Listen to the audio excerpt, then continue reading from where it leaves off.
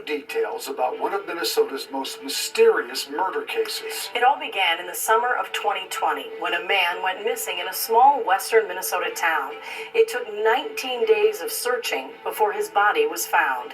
And now Lyragoose has new information on the investigation. Don't worry about your shoes or nothing. I'm an old bachelor. Inside Mike Duggar's Isanti home. And this here would have been his bedroom. The spare bedroom sits untouched, just like a parent who's lost a child. Mike's best friend of 47 years, Terry McCoy, disappeared on June 18th, 2020, just days before he was set to move in. As long as I can look at this, I can still think about him.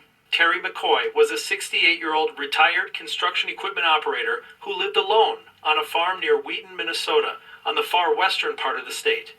Mike says Terry found a couple willing to buy the property for the amount he owed on the mortgage, plus $25,000 or $30,000 cash under the table. Terry was ready to sell and move on to the next chapter of his life with his best friend. He wanted to sell. He wanted to sell it. He was happy because he's going to have money in his pocket. He was going to come here, and then he wanted to take a couple trips with the money. And it would probably just grow old here, too, until we got tired of each other or whatever. Just days before the sale was scheduled to close, the home buyer stopped by to mow the lawn and found Terry's home like this.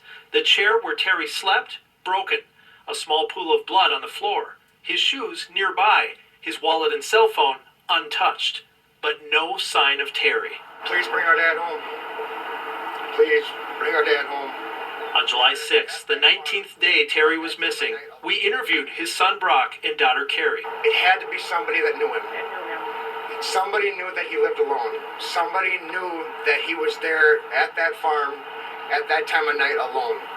Little did we know that at about the same time we conducted this interview, someone discovered Terry's body, nude, in a river 7 miles from his farm.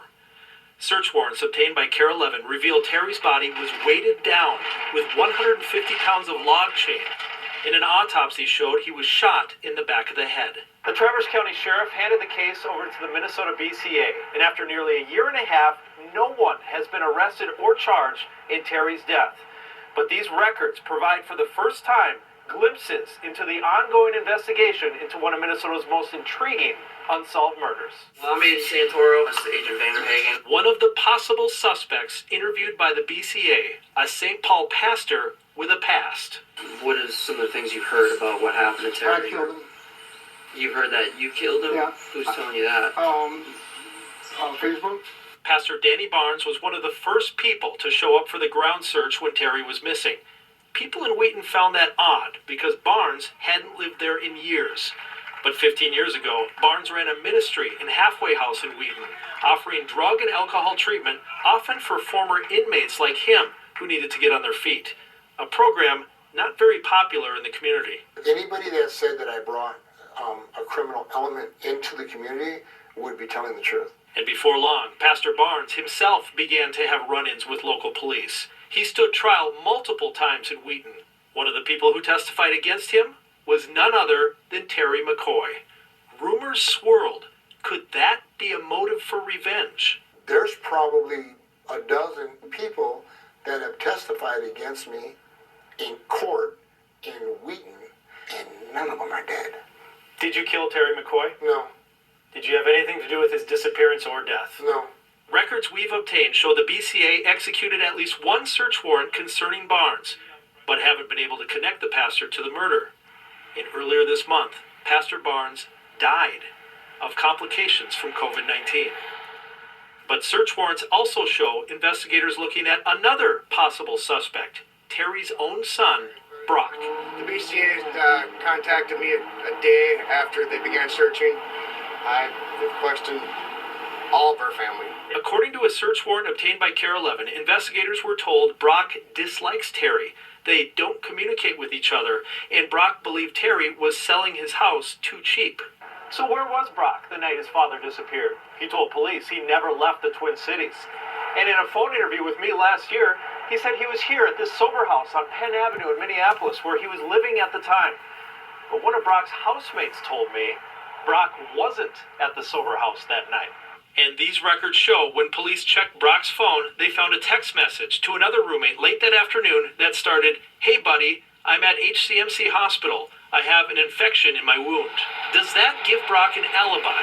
According to the search warrant, Brock never mentioned a hospital stay to investigators. And when the BCA checked, HCMC informed them they have no medical records for Brock the night Terry disappeared. And besides the conflicting stories, there's something else puzzling. Search warrants show Brock's phone was apparently turned off all night when his father disappeared, registering in Minneapolis at 9:46 p.m. June 17th, but not again until 11:27 a.m. the next day. 13 and a half hours, more than enough time for someone to make the 3-hour drive to Wheaton and back with plenty of time in between. But Brock has denied he was involved, and the BCA hasn't come up with enough evidence to charge anyone. We have to trust that the BCA is doing the best that they can. That's the only thing that we can come up with. But somebody out there seen something. It's like a piece of your life gets torn away from you. Terry's best friend no longer trusts the job investigators are doing. What do you hope happens? I hope that there's some conclusion to this case before I get too old and dead, and that somebody pays. Whoever did it needs to stay in prison for the rest of their natural life. And we reached out asking for a new interview with Brock McCoy, but have not heard back. Meanwhile, authorities continue to ask for the public's help in cracking the unsolved murder. If you have a tip, contact them at 877-996-6222. We have that number on this story at Kare11.com.